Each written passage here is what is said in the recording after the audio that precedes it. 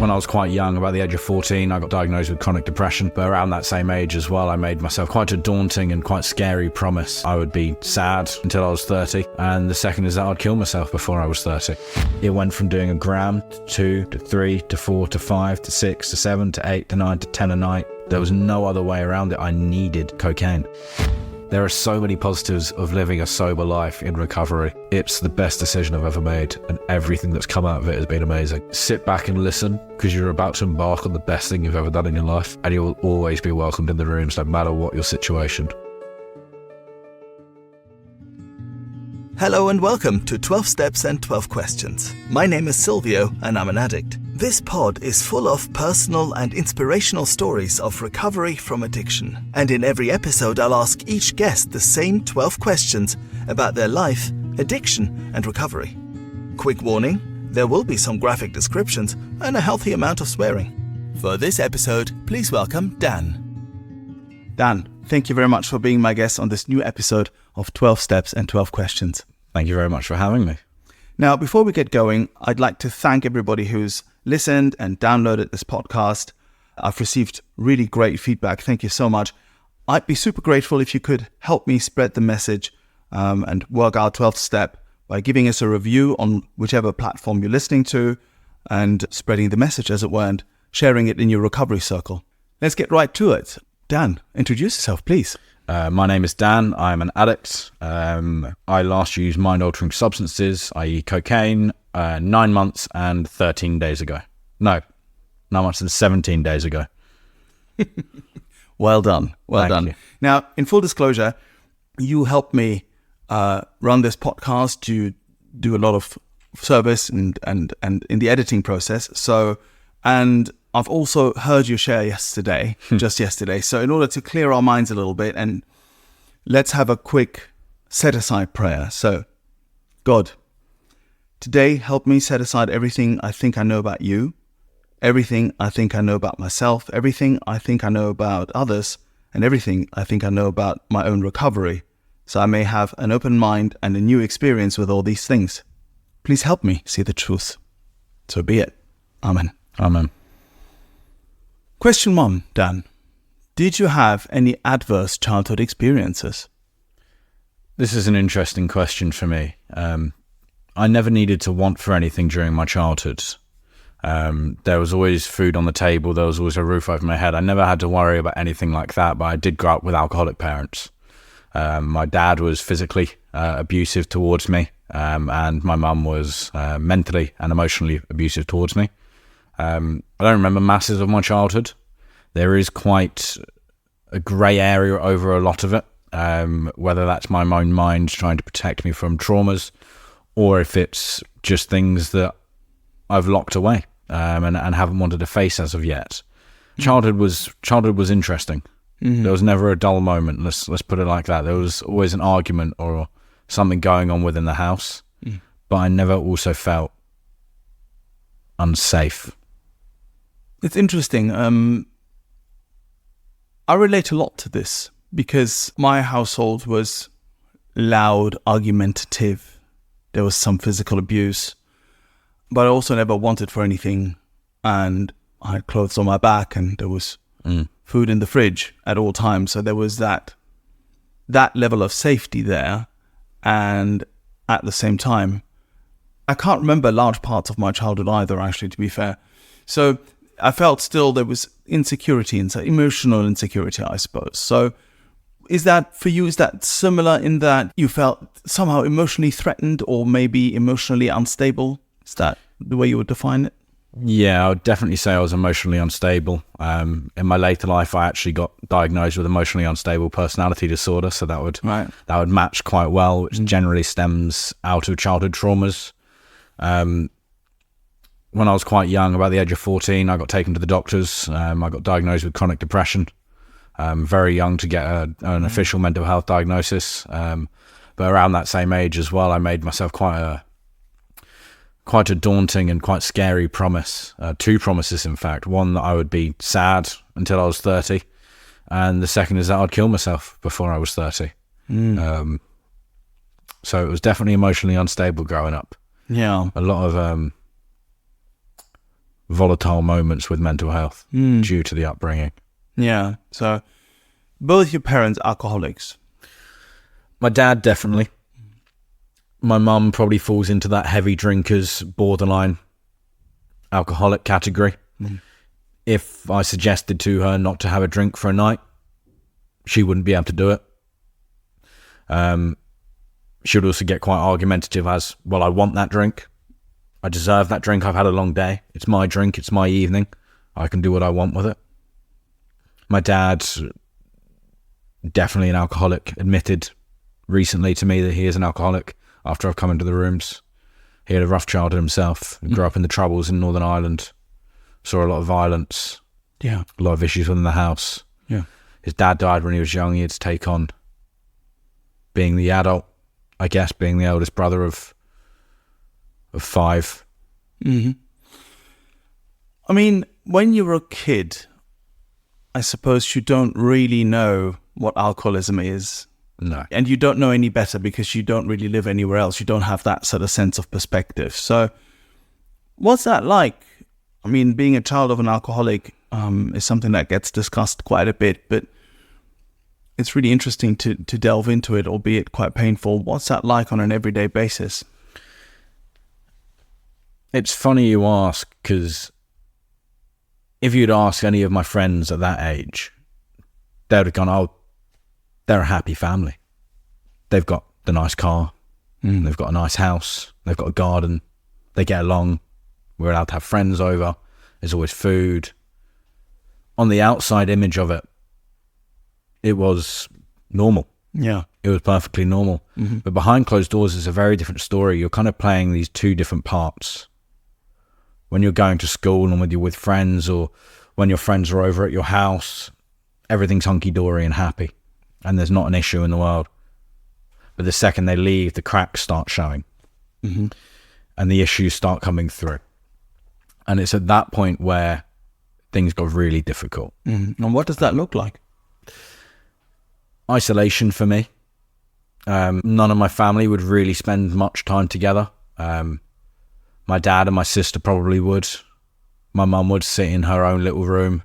I would sit upstairs in my bedroom, isolating myself, protecting myself in some ways, but also wallowing in this mental health crisis that I had myself in at this young age.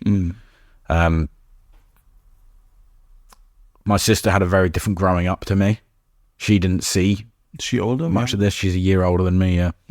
She didn't see much of this. She didn't get the mental abuse. She didn't get the physical abuse. That was reserved for me, luckily. Yay.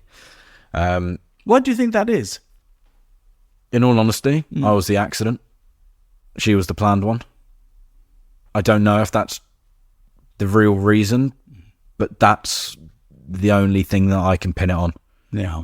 I don't know. And so you made this promise to yourself, this pledge, you were going to be sad and lonely, and you'd end up killing yourself by the time you're 30. Yeah. Okay. Yeah, I gave it a pretty good shot too over the next. Do you remember making this pledge? I mean, this may be a bit far out because you might have been like, I don't know, 7 or 8 or something like that, but do you remember it actually? Yeah, I remember it really well. I was 14 years old. I was sitting in front of the TV in the downstairs living room, watching TV on my own. I don't know why, but this thought just came into my head, and I made the promise to myself. And from that day onwards, I lived it. That was what I wanted in life. I had no real ambition to do much else. It was a want to be dead from day one. And I held on to it like it was my first addiction. I wanted nothing else. It was an obsession of mine. No one else could understand the pain that I was going through. It was so unique to me that no one else in the world would understand it. So I kept it to myself and I let it fester. And it was like shaking a can of Coke until I was 18 when I first tried to kill myself. Sorry, 19 when I first tried to kill myself. And that can of Coke, who had been shaken up for 5 years, exploded. Right. Okay. Before we go there, let's go to our question 2, which is what the moment you first got hooked, the fun times looked like. So clearly you're coming from an emotionally difficult place and background. you've made this pledge. And it's a really interesting thing, this, because, of course, when we were 14, I think maybe not every 14-year-old, but many 14-year-olds will have kind of made a pledge like that, but you seem to have taken it quite seriously, and were quite determined to carry it out, which I think is not the case with every 14-year-old. And so you have that, let's go with the analogy of the Coke can. Onto that, you're bringing in, at some point, alcohol and drugs. What did that look like? I started drinking, not alcoholically, but semi-obsessively whenever I got a chance from the age of 14. If my parents would go out for the night, brilliant. There's beers in the fridge, there's beers in the garage, there's the gin, the vodka, the slow gin or whatever my mum was making for people's Christmas presents that year in the kitchen cabinet, and I would help myself. I think the first time I got drunk, I was on my own. My parents were having a party downstairs, and I was sneaking beers upstairs, and I was probably 8 or 9 pints deep. And I was fucked. I was 14. I'm not a big guy now. You can imagine what I looked like when I was 14. I was very skinny, probably about 5'4", smashed. And even the hangover and the consequences and the punishment that came out of that weren't enough to deter me from wanting to do it again the next week. And it may not have been to the same extent. It may have just been a beer here. Oh, my mum's left her cigarettes on the side. I'm going to nick a cigarette and start smoking. Oh, tell you what, no one's in the kitchen. I'm going to just have a quick sip of gin. It was never alcoholically, but it was very much obsessively. And it was whenever I got that free moment, I would take my opportunity. Yeah. Then as I grew older, I went to university at age 18, and very quickly I found weed, found cannabis, and brilliant. I loved it. Right. I remember saying at university, and this is quite a unique perspective as well. It's like, I'm going to smoke weed with my kids, even though knowing I'm probably never going to make it to actually having kids, because I still wanted to kill myself. And very quickly into my time at university, I tried. But I was smoking weed every single day. Very, very, very quickly it became an obsession. And then very, very quickly it became a necessity. Yeah. So did it? Very quickly it became an addiction. Okay. And so it became something, was it something you relied on? Or Right. Okay. Absolutely. Absolutely. It took me away from myself. It made me feel nothing. And it made all of the emotions, all of this distress, all of the traumas just vanish. And I could sit and I could be present, and I could enjoy the little things around me, the food, obviously, through munchies, but just the music a bit more, the movie a bit more. It actually made me feel a bit more present, so I really enjoyed it. But then it got to the point where I was smoking so much that I couldn't function without it. And I couldn't show up to seminars. I couldn't show up to lectures without having smoked first. And then it got to the extent that I couldn't go to seminars and I couldn't go to lectures because I'd smoked. I'd smoked way too much and I'd pass out. It actually eventually led to me leaving university after my second year. I couldn't function without weed. I even moved back into my student house in third year, not going to university, working at a bakery in the morning, and then getting baked in the afternoon. Yeah. That was what my life revolved around. It was the be all and end all. Me be stating the obvious, I suppose, and it sounds a bit harsh, but it sounds very sad. Yeah. Did you feel as if it was a sad life? I say this, there were times, particularly in secondary school for me, around 16, 17, with that, I didn't really partake. I've said this many times on here, I was smoking lots of weed every single day.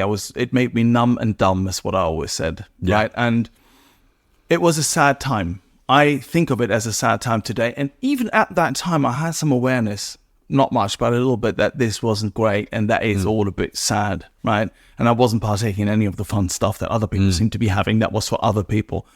Was there any awareness like that for you around this? Yeah, I was living out my promise.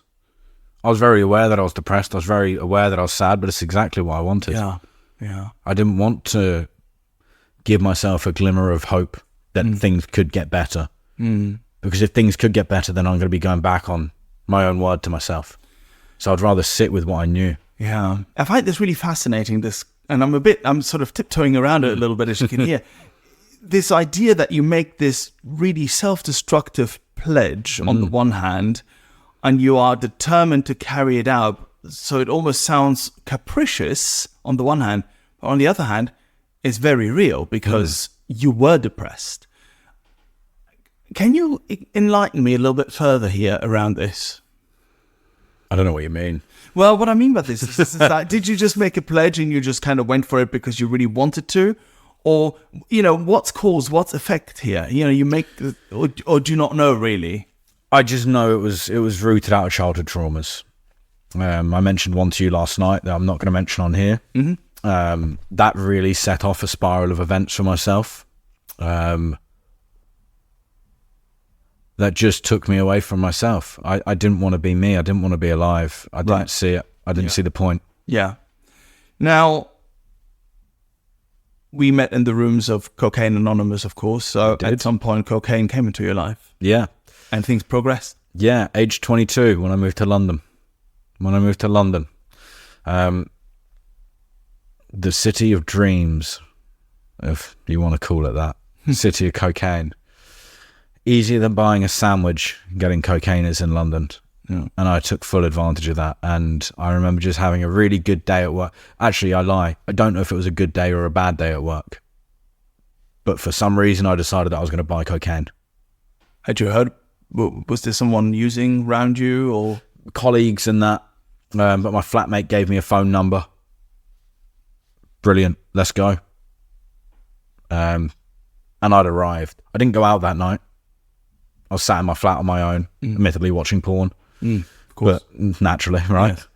What else would you do? But I'd arrived. I felt good about myself. This was the first time I actually looked in the mirror and went, I like what I see here. Yeah. This guy's smiling. Yeah. His eyes, he's got this brightness in his eyes. Yeah. He's got this aura like this. Like, if I saw this person out on the street, I'd want to talk to him. He's got this gravitas about him. I felt fantastic and I loved it. And that's when the good times started to happen for a little while. And I'd go out with friends and I'd be doing coke, and then they started doing coke with me, and I was like, even better. Now I can stay up all night with other people rather than on my own. And then it kind of just developed, and it went to going to gigs on coke. Oh my God, this is so much better than going to a gig on weed. I'm actually enjoying it. I'm present. I do have to miss a little bit to nip to the cubicle here and there, but I'm enjoying it a hell of a lot more. And I actually started to enjoy life. I started to see what London had to offer, and I started to see what life had to offer. But then that addictive quality that I have within me, this disease within me, took full hold of it. And it went from doing a gram to 2 to 3 to 4 to 5 to 6 to 7 to 8 to 9 to 10 a night. And I couldn't function. I couldn't wash the dishes without it. I couldn't shower without it. I couldn't go to work without it, let alone have a conversation with it. I needed it. There was no other way around it. I needed cocaine. It's different for everybody. And how much you do or how little you do is not necessarily a sort of great indicator of whether you're addicted or you're not. And how long it takes you to get there doesn't really matter that much either. But for the purpose of the podcast, and we're still with question 2 in the good times, let's focus just a little bit on what it did for you that you felt you couldn't do for yourself, right? You said you'd arrived, you suddenly liked yourself, you suddenly connected to other people more, right? Yeah. It gave me a big confidence boost, but it also gave me a self-esteem boost. It made me see myself as someone new, someone that didn't have all this stuff. With cocaine, I could reinvent who I was, and that I wasn't this guy that was sad and had all this trouble as a child. I'm this cool guy that's the life of the party. I'm the guy that when you walk into the room is going around and saying hello to every individual person. How you doing? What's going on, mate? Yeah, I'm amazing, man. Life is fantastic. It's brilliant. Mostly a mask, but elevated by this cocaine. Right, right. What happened to that pledge that you made of being sad and killing yourself by the age you're 30. What happened to that in that time? Did you just go out the window? Did you just forget about it? Or did you give up on your pledge? I kind of forgot about it. It was always in the back of my mind, I'd say. It never really went away. But I was finally enjoying myself. Yeah. And I kind of let my guard down to it because I was actually allowing myself to see what pleasures life could have. And apparently one of those pleasures was a white powder that went up my nose. And it worked very well for that period of time. Yeah. Absolutely. And I loved it. I loved it. Don't get me wrong. Yeah, no, of course. It was amazing. I've said this many times on here that you don't get hooked on anything unless you're having a good time first. That's just part and parcel of it, right? And more than anything, I think of it doing something for you that you can't do for yourself. And my experience is very, very similar. So slowly but surely, though, the consequences started to kick in. Absolutely. So how long did that take roughly for you? Probably about 3 years until consequences really started to kick in. So you had a good run with it, and then the consequences came, which brings us to question 3. What were your worst consequences? And finally, your rock bottom, if you had such a thing. So talk to us a little bit about how it progressed. The progression was quite quick. It went from kind of going every weekend here and there to, I'm actually going to get some more and I'm going to keep going. And I went from just the Friday night to the Friday and Saturday. And then I went from the Friday night to the Friday, the Saturday and the Sunday. And then it very quickly progressed into Monday mornings and Tuesday mornings and Wednesday mornings and so on throughout the week, to a point where it was everything and I couldn't function without it. And I would keep going and keep going and keep going. I would particularly walk a certain way to work so that I could pass my drug dealer's house on the way, pick up, do a line at his, get to Liverpool Street Station, do a line at the station, get to the office just the other side of Liverpool Street Station, do another line in the toilet there, sit down at my desk, half an hour into the day, go to a line. It became very, very conducive to who I was at that point and very conducive to my working environment. It made me perform better. It made me more energetic on the sales floor. But then it started to really rear its head with my mental health, and the promise started coming back in. Your pledge. My pledge. And these thoughts, negative thoughts. The self-esteem now has gone. The confidence is still sky high. The self-esteem, or the ego, is still sky high, but the self-esteem is no longer there. And I'm looking at myself in the mirror and I'm saying, I hate you. You deserve to die. I'm vocalizing my internal monologue, something I'd never done before. And I'm looking in the mirror and I'm a big boy at this point. I'm probably weighing 100 kilograms, hair down to my shoulders. I'm greasy. I got a terrible mustache because I thought it looked cool. Not a good look. And I'm just looking in my mind going, yeah, man, you look sick. You look sick. The confidence is there. But actually what's coming out of my mouth is, you deserve to die. You need to die. You have to kill yourself. So there was a real juxtaposition that confused the living life out of me. And from there, I saw mental health wards quite quickly. Right. A few more attempts on my life after that period saw me into 3 mental health wards in 4 years. Each one for around 2 or 3 weeks at a time. All of them voluntary, but all of them absolutely necessary. So in that time, obviously you weren't using, but you were medicated in other ways. No, I was using in those times. Are you in the mental health ward? Oh, no, Right. Sorry. No. In the mental health ward, I was sober. And they were the longest periods of time that I managed to stay sober since getting addicted. If I wanted to use in there, if I had the money, I would have. But I think also conducive to the fact I ended up in there and made attempts to kill myself was that I had no more money to buy coke. So they gave me my standard mental health medication. I'm not going to mention what that is on here, obviously. But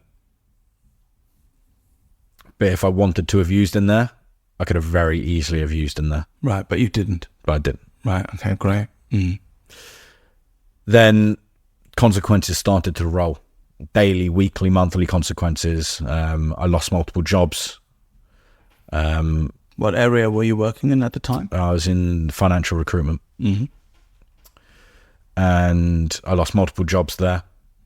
Then mental health ward, put on sick pay, sick leave, lost that job, lost my flat, lost a lot of friends, moved back at home. Mum said I could stay with her for 3 days, stayed for 3 months. That was a win in my books because it was a roof to use drugs for 3 months. Fantastic. Then I decided to leave there because our arguments, her mental health and drinking, was enabling me to use more drugs and drink. Left there and I went and stayed rough in parks and whatnot for a little while. And went and stayed at my sister's, who took me in just before her wedding. You say you slept rough. You've had a well-paid job, right? Or several well-paid jobs. You owned a flat, or you had a flat, or rented a flat, whatever you had accommodation. Yeah. And things had been going well for quite some time before this happened. So here you are, it's your first night out on a park bench. How did you feel about it? I felt like I deserved it. Right. I felt like this is where I should be. This is what someone like me deserves to be like. Right. They don't deserve a roof over their head. They don't deserve, again, happiness. This is where someone that is going to end up killing themselves belongs. I felt at home. In line with your pledge. Yeah. Right. I felt right at home. Yeah. My sister then took me in. I had a very, very bad bout of psychosis at her house. So psychosis, of course, drug-induced psychosis is something that is so prevalent, especially with cocaine. And what form did it take for you? The classic "they're following me" form had been going for quite a while. Yeah. But this form was different. It was horrifying. I went out for a cigarette in the middle of the night and I thought I'd interrupted religious ceremonies going on in both my sister's neighbours' back gardens by having a cigarette. And as a result of that, I thought they were trying to burn down my sister's house to get back at me for ruining this ceremony, which was non-existent. Just so that we get the right picture, there was no one in those backyards or anything? It was 3 a.m. It was dead quiet. There might have been a cat, but no, there was no one there. Right. So I go back inside and I start seeing smoke. And I start smelling smoke. So now my next step is, right, I need to open up all the windows and to get this smoke out of the room. Yeah. I don't want the house to smell like smoke. I don't want my sister to know they're trying to burn down our house. I don't want to be the one to blame that the house smells like smoke. So then I'm running downstairs and I'm running out into the back garden, opening up all the doors, looking at the neighbours. I can see them. In my mind, they are very real and they are very there and they are trying to burn down the house. I can see the fires that they've lit in their back gardens to burn it down. Well, then I'm running outside the front door. Now I'm in my boxers at this point at 3 a.m. and I'm standing out there at 3 a.m. looking around, confused, dazed. Ring doorbell, my sister has. She could see what I was doing. Brian. All of this worked me up so much that I thought I was having a heart attack. So I get back in the house.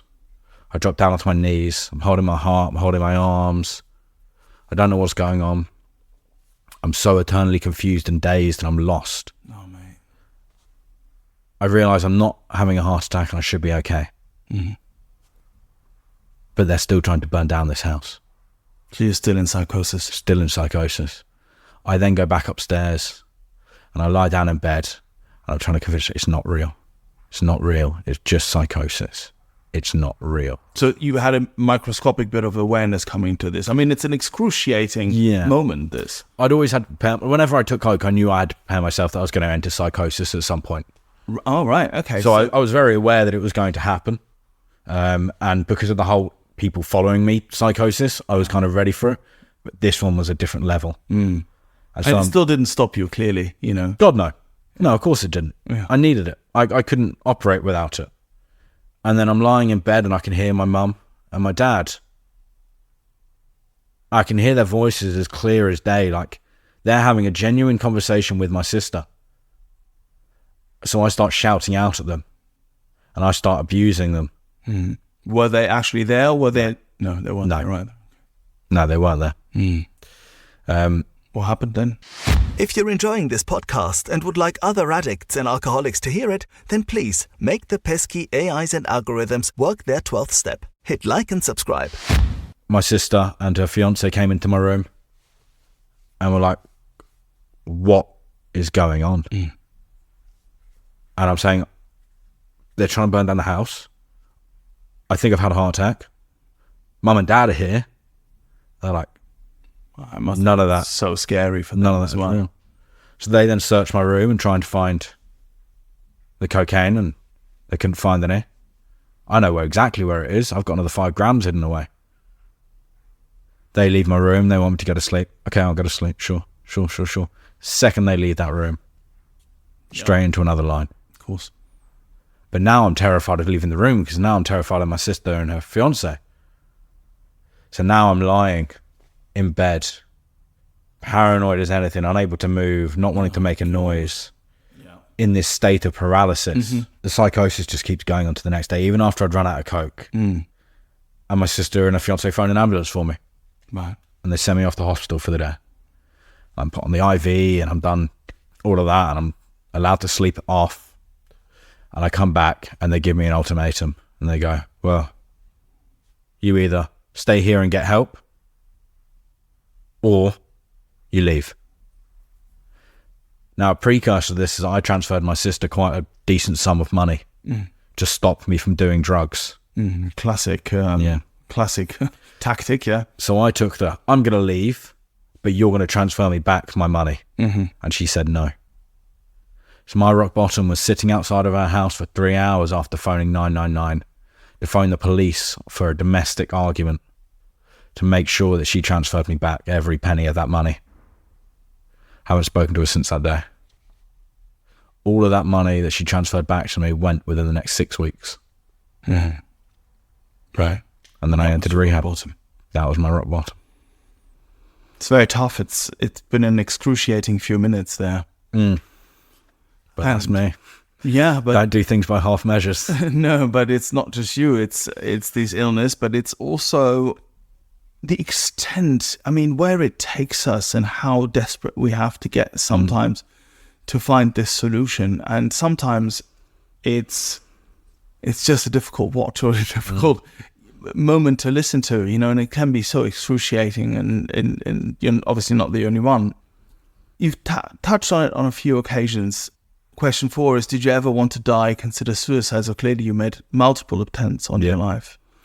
You want to talk about as much or as little as you want to in regards to that. Bearing in mind, of course, that we should say, and I say this every time we talk about this, is that if you are feeling suicidal, reach out, speak up to anyone that you trust, really. It doesn't have to be this way. So we need to be so clear about this. But it's still an important part of the story. So, question 4. Suicide was a big part of my life. That want to die was eminent. It was my number one priority in life since I was 14. I've attempted 5 times in total. My sister saved me twice. My inability to tie a knot saved me once. And God saved me once. There's no reason that I'm standing here or sitting here right now today if it wasn't for God. He found me beds in mental health rooms, in mental health hospitals. He sent my sister across London. I don't know how he did it. He got my sister to go from Waterloo to Hackney in 15 minutes to save me. That's a feat in itself. Miracle, some would say. Yeah. For me, it was so second nature to want to die that I stopped being afraid of death after the first attempt when I was 18.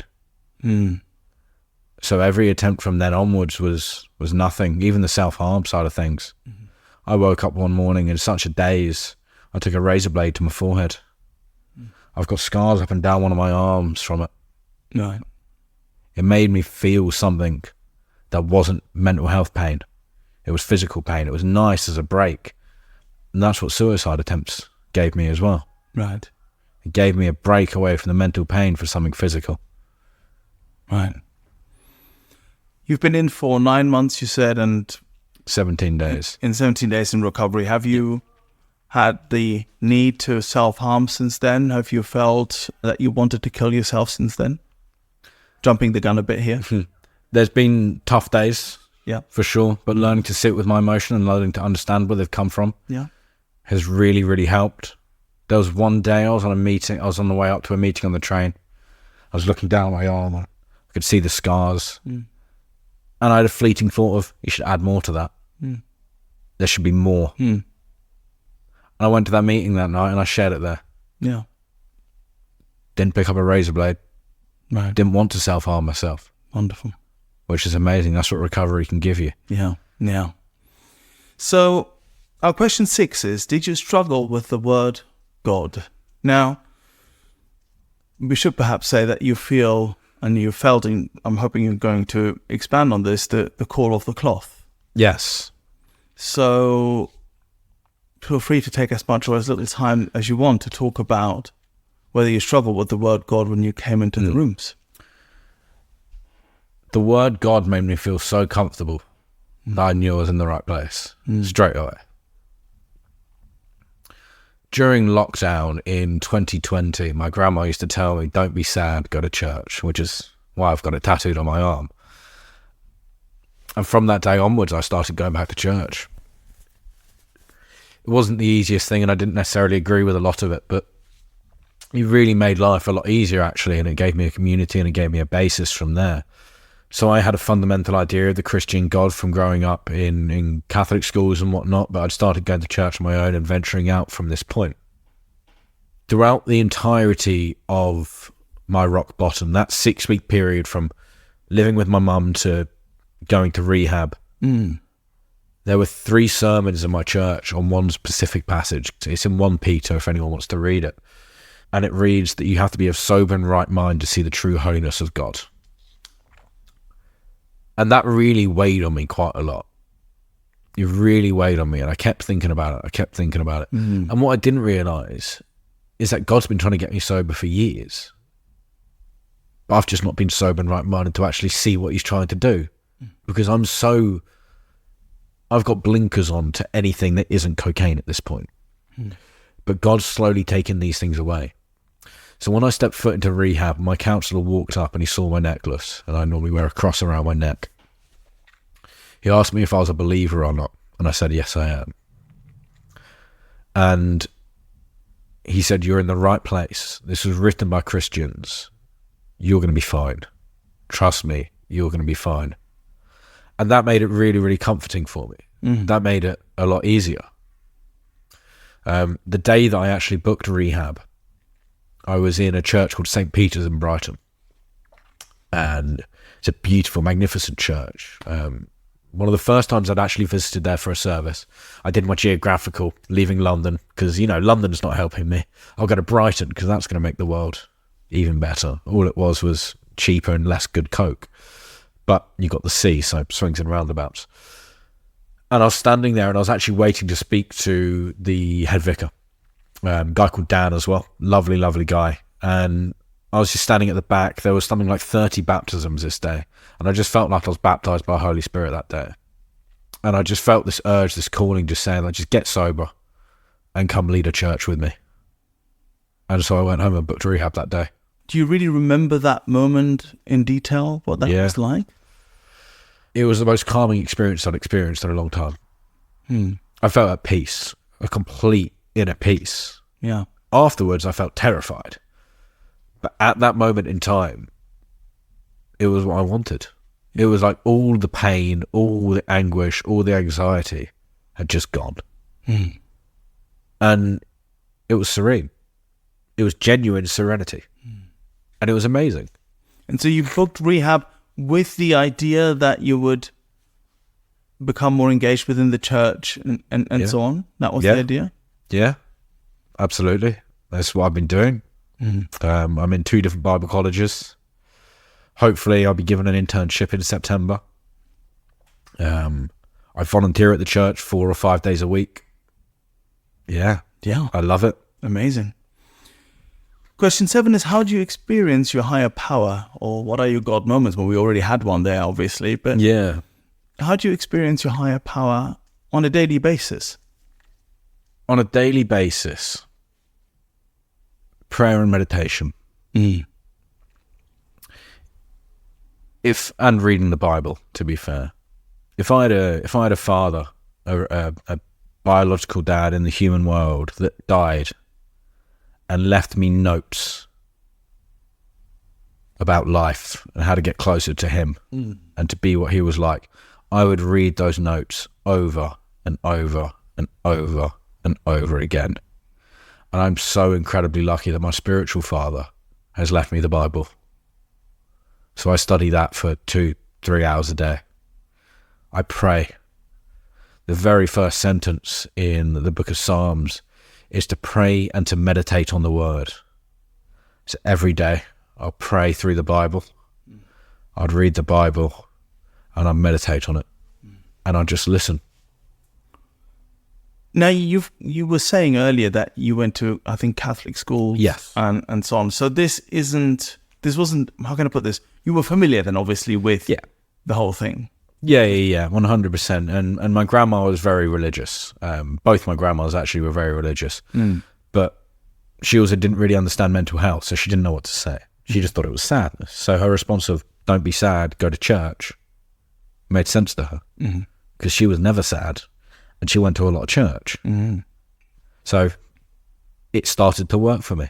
Yeah. It took me a while to get probably to where she wanted me to be. But it took me a while. I got baptized during my active addiction. I was up until 6 a.m. on my baptism, sniffing cocaine.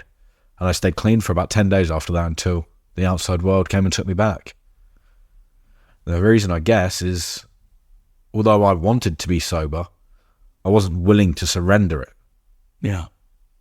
I wanted to keep using drugs. I didn't want to surrender myself to God fully. And only when that calling came, I was actually ready to fully surrender. It's interesting, isn't it? Because I've heard a lot of shares and heard of about this thing, the fact that even being a devout Christian or other religions, obviously, a firm belief in God isn't enough to keep one sober, right? And this is a really interesting area to me because obviously, much talked about and much publicized that I struggled lots with the word God when I came in, the whole rejection thing, and I had to find a whole different concept, for this to work for me, which thankfully, thank God, I did. How do you reflect on this now? The fact that on the one hand, you very much believed in God and you're a devout follower, believer on the one hand, but on the other hand, you couldn't stay sober. How do you reflect on this now? Can you make sense of it or not really? The only way I can make sense of it is that it was a part of my journey. God wanted me. He didn't want me to suffer, but he wanted me to have these life experiences that I could reach out to other people.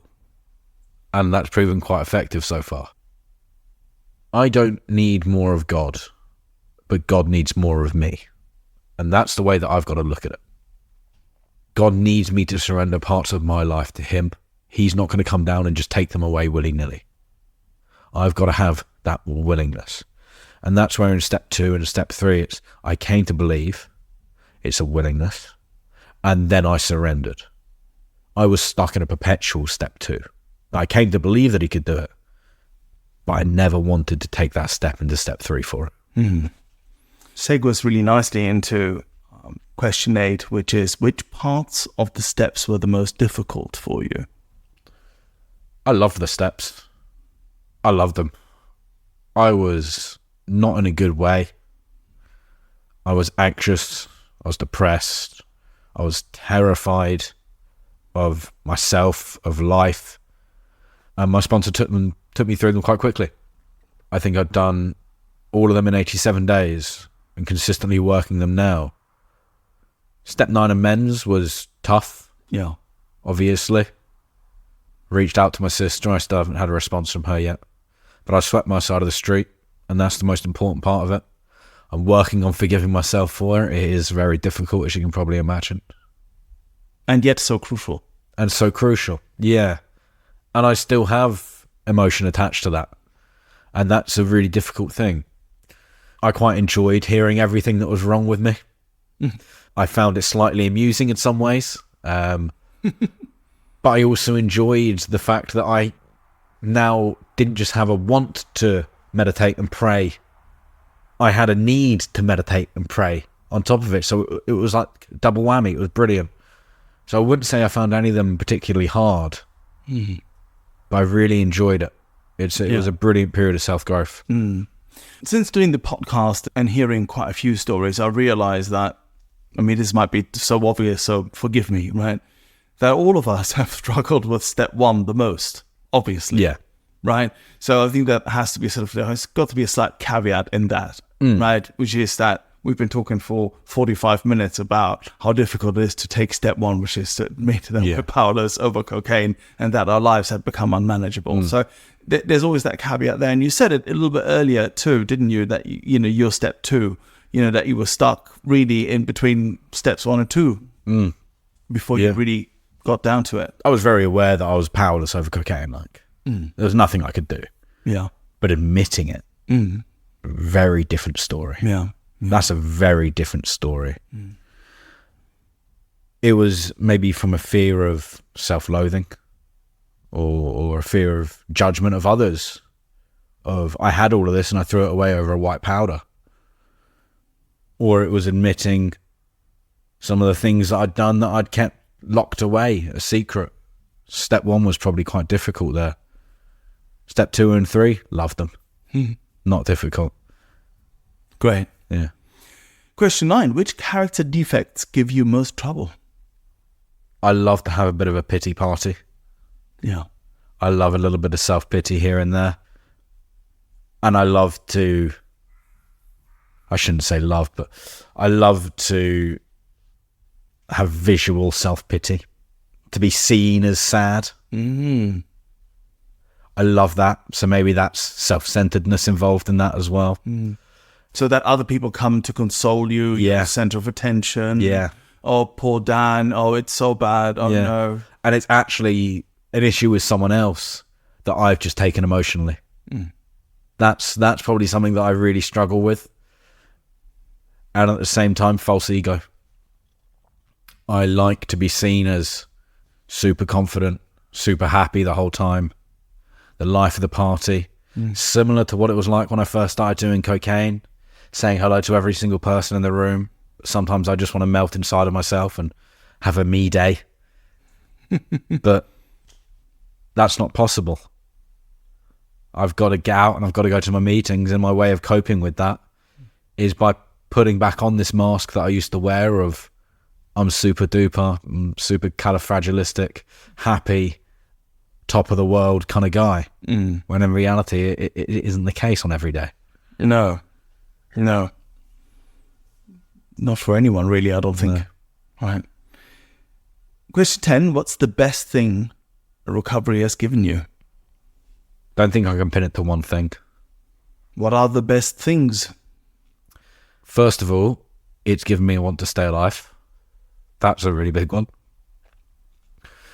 Fundamental. Yep. It's given me a community. It's given me friends such as yourself and the people across CA and London. True friends as well. Friends that you can call on when need to. It's given me a sober and right mind to see the true holiness of God. And I can genuinely say it's amazing. It's given me an opportunity to study the Bible in more detail. It's given me a new church. It's given me a new family.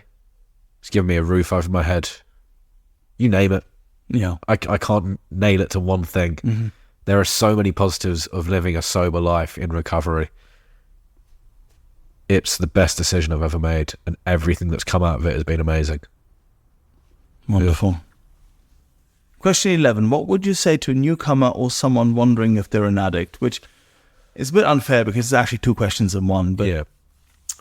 To someone wondering if they're an addict, if you're wondering, there's a chance. Get yourself to a meeting and find out. Speak to someone that's got experience in it. Reevaluate. Do a step 1. See how powerless you are over it.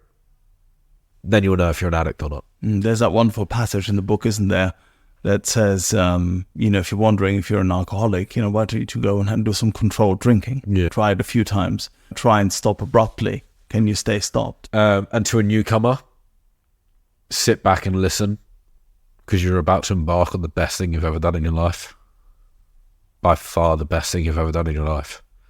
And you will always be welcomed in the rooms, no matter what your situation. I find that so amazing about the rooms, and the power of the rooms, of course, is that no matter where you come from, who you are, what your experience is, whether you've been in for 20 years or 20 minutes, it is genuinely the most welcoming place I've known. For anyone listening to this and wondering if, you should ever come round and take a meeting and just be there, you'd be most welcome. We'd be most happy to have you. Question 12. What do you want your higher power to say to you, quote unquote, at the pearly gates? I help out with this podcast, and this is the final thing that I listen to on every single one of them, as with every single one of the listeners. And it's the one thing that I've had the most trouble thinking of an answer for. Because I don't know. I know what I don't want him to say. I know I don't want him to say, away from me, I barely knew ye. Mm-hmm. I would love for him to give me a hug. I would love for him to say he's proud of me. As long as I'm up there and as long as I'm welcomed in. That's all I can ask for. That's all I can ask for. That's great. That's amazing. Thank you, Dan. It was a really cathartic and moving podcast recording with you today. Really enjoyed it. It was absolutely brilliant. And thank you again. Thank you for having me. And we're still rolling. So Well, no. here we are with the recovery dog and everything. Number one wine named dog in CA. Yeah, that's right. Absolutely. For the listener, when I was still out in the madness, my wife and we decided to name our dog after our favorite wine. And now he's my ironically named recovery dog, Riesling. Do you feel you've said everything? Do you feel that there was something that you wanted to say but didn't, or that you left something out? I don't think so. I prayed beforehand and just asked for whatever needed to come out. I don't always speak in lineal sense. Yeah. So some things may have come out in different orders to other things, but that's me. That's the way my brain likes to work. So, no, I don't think there is. I think there's things I'd have put in different places, but That's fine. That's I don't think possible. anyone wants a sort of perfectly coherent chronological. nah, what's the fun in that? Right? Exactly. Next slide, please. Make your work for your recovery. Come on. Great. Thank you again, Dan.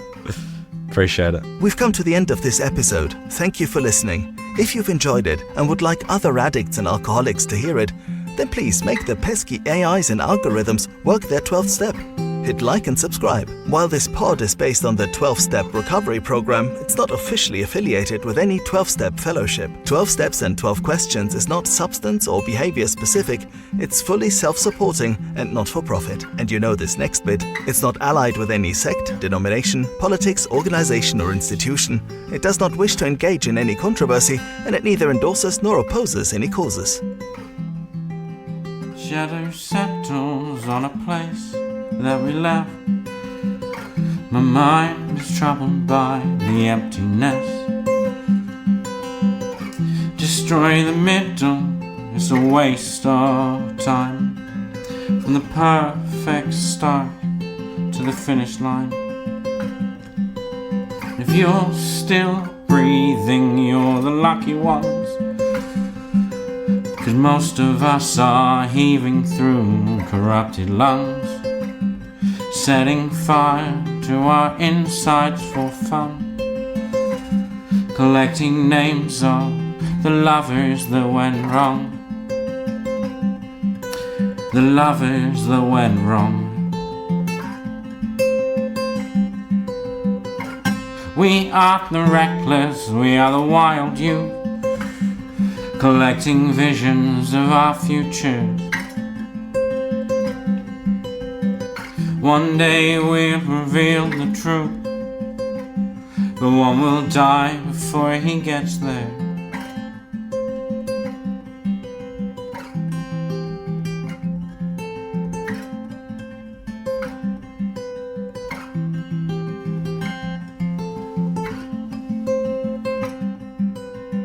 you're still bleeding, you're the lucky ones. 'Cause most of us, our feelings, they are dead and they are gone, setting fire to our insides for fun. Collecting pictures of the flood that wrecked our home. It was a flood that wrecked our home.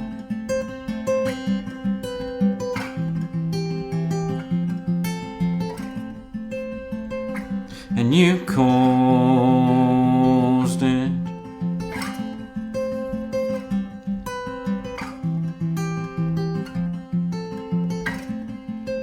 And you caused it.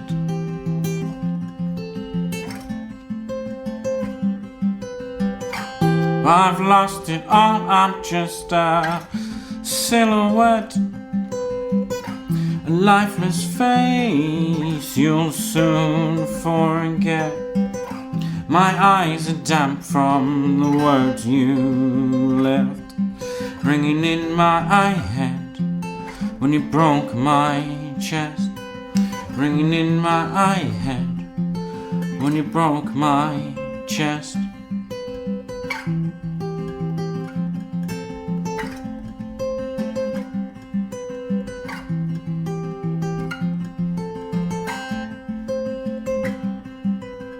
If you're in love, you are the lucky ones.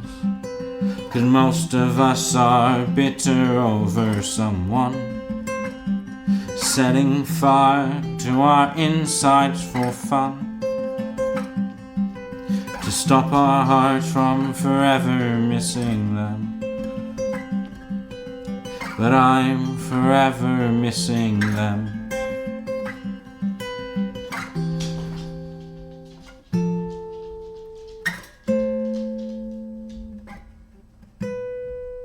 And you caused it. And you caused